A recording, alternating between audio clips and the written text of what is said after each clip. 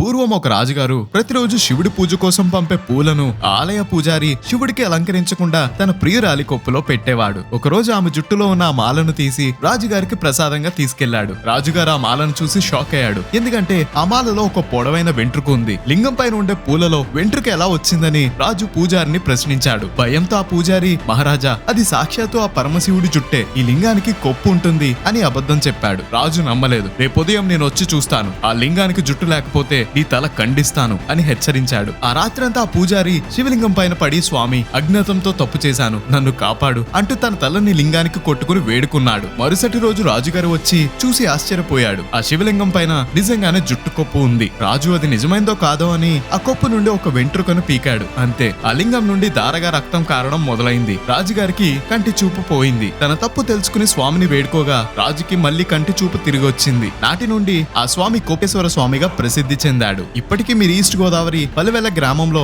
ఉమా కొప్పులింగేశ్వర స్వామి ఆలయానికి వెళ్తే లింగం పైన జుట్టుముడి లాంటి ఆకారాన్ని స్పష్టంగా చూడొచ్చు. తన భక్తుడి ప్రాణాల కోసం అబద్ధాన్ని కూడా నిజం చేసిన ఆ పరమశివుడి లీల అద్భుతం కదా. ఈ ఆలయం గురించి అందరికీ తెలిసేలా షేర్ చేయండి. ఓం నమః శివాయ. ఇలాంటి మరిన్ని వీడియోస్ కోసం గోదా స్టేషన్ ని ఫాలో అవ్వాలి మరి.